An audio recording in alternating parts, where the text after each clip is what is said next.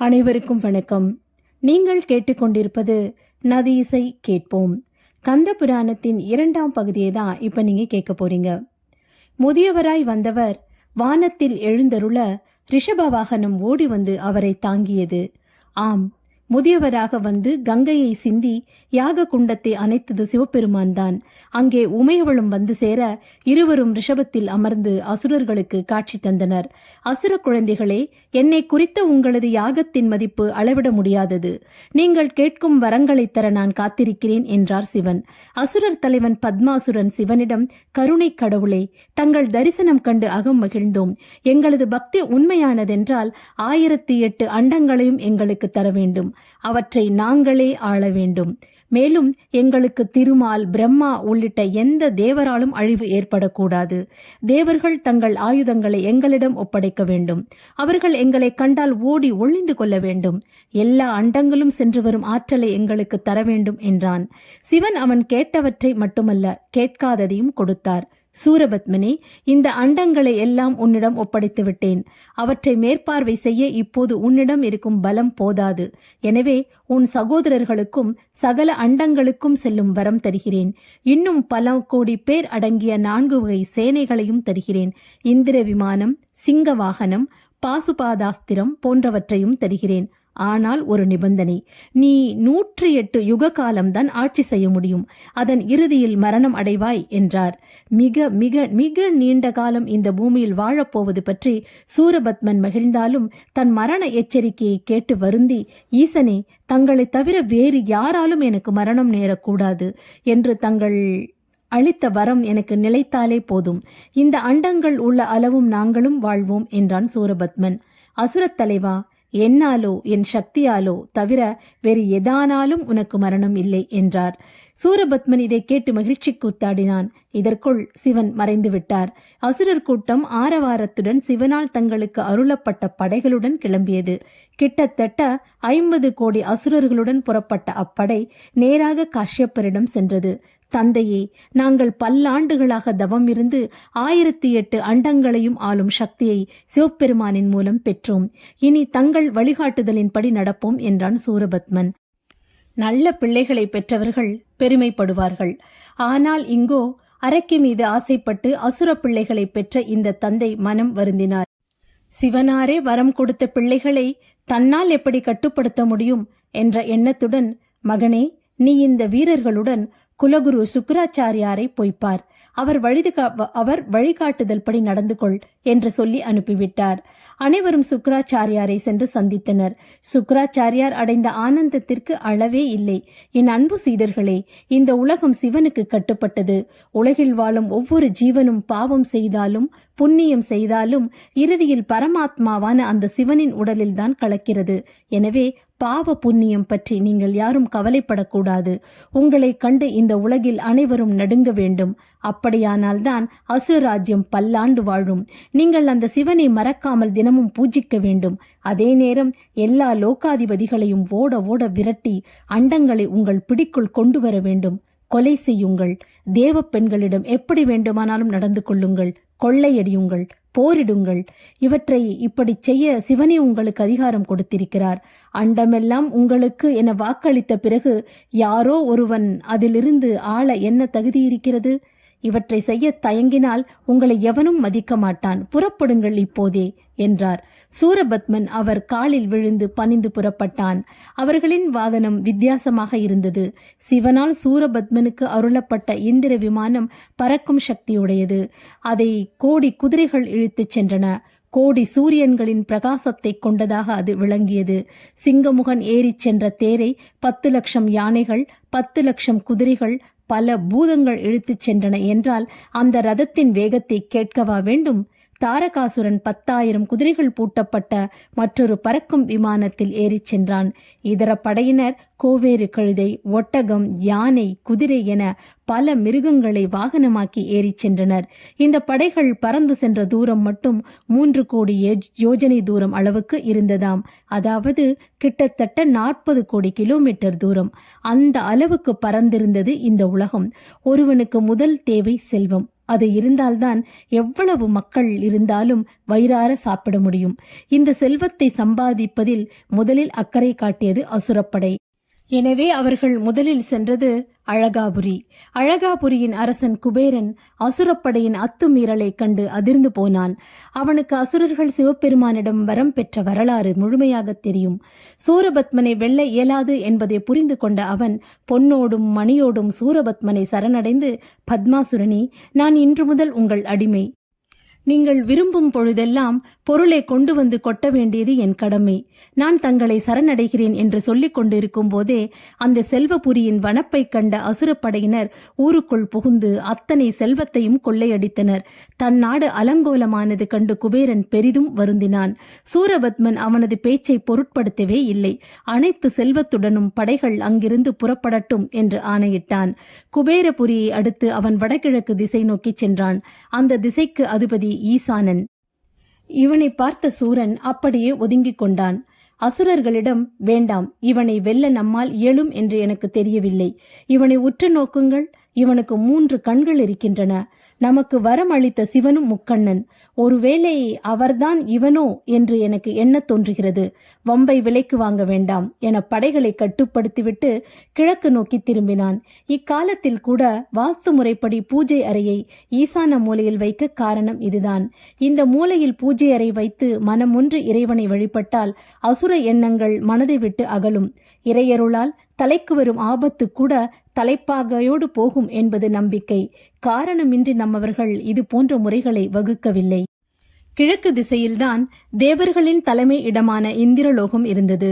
அசுரப்படை அகோரமாய் கத்திக்கொண்டு அங்கு புகுந்ததோ இல்லையோ, எல்லோரையும் விட்டுவிட்டு இந்திரன் ஓடோடி சென்று ஆகாய மேக கூட்டங்களிடையே தலைமறைவாகிவிட்டான்.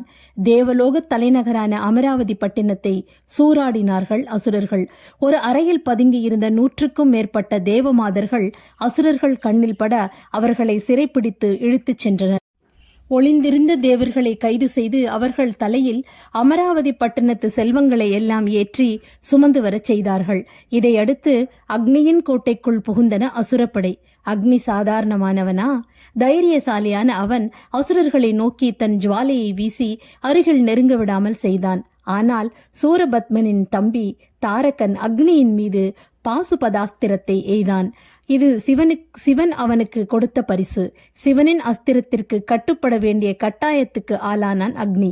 காரணம், அந்த அஸ்திரம் நெருப்புக்கே நெருப்பு வைக்கக்கூடியது. தன் அக்னி லோகம் மட்டுமன்றி சர்வ லோகங்களும் அந்த அஸ்திரத்தால் அழிந்து போய்விடும் என்பதால் அக்னி வேறு வழியின்றி சூரனிடம் சரண் புகுந்தான். தாரகன் அவன் மீது இறக்கப்பட்டான். அக்னியே, நீ குபேரனைப் போலவோ இந்திரனைப் போலவோ பயந்து ஓடவில்லை. உன்னால் முடிந்த அளவு என்னிடம் போராடினாய். எனவே இந்த பட்டணத்துக்கு நீயே ராஜாவாக தொடர்ந்து இரு.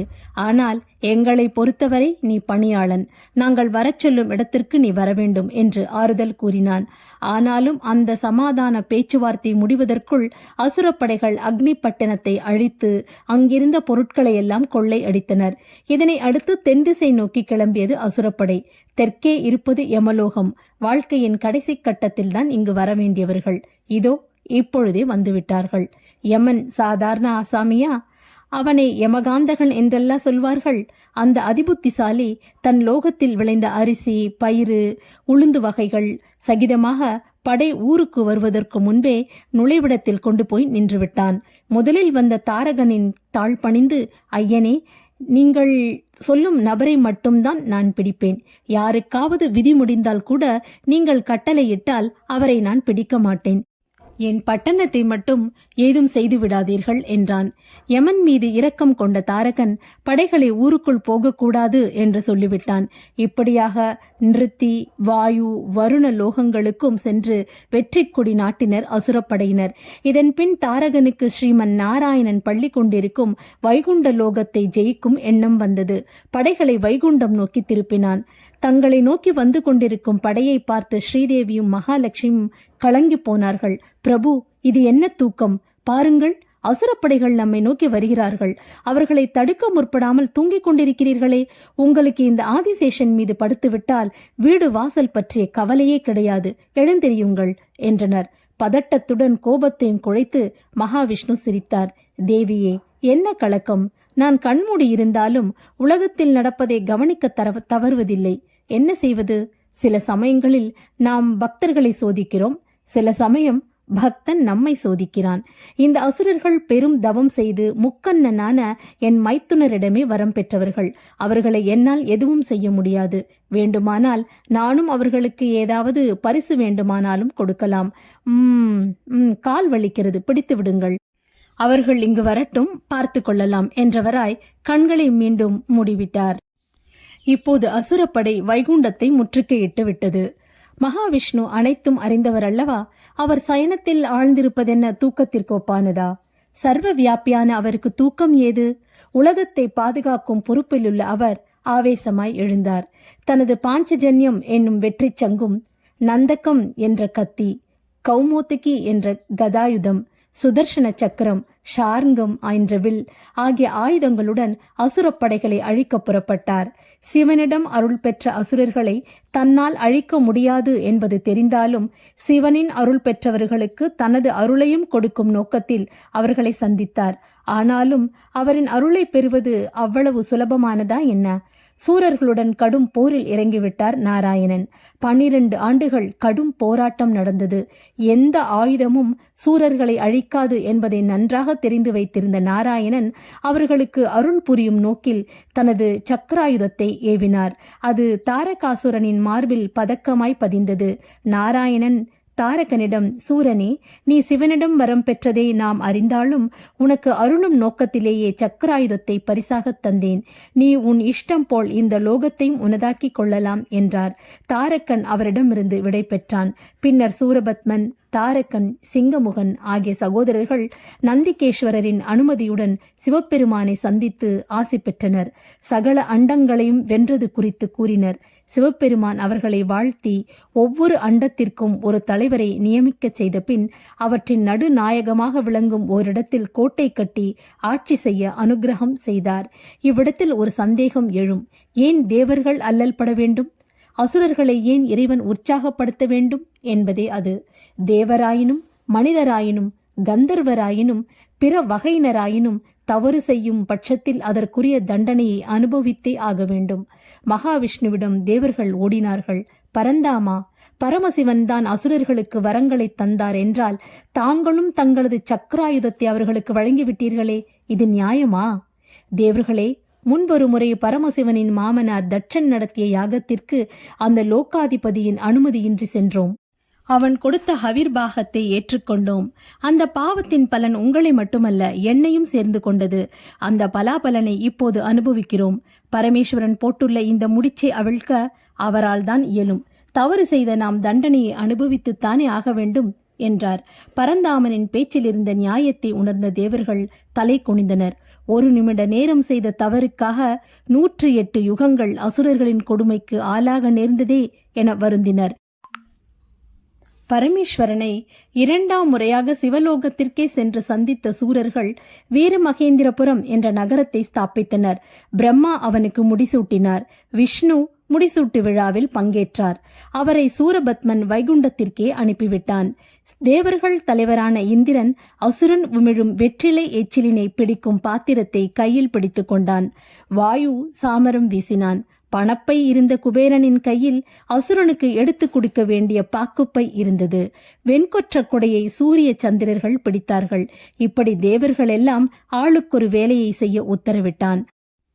மகேந்திரபுரியை நிர்மாணித்த விஸ்வகர்மாவின் மகள் பத்ம கோமளையை, பேரழகியான இவளை பத்மாசுரன் திருமணம் செய்து கொண்டான்.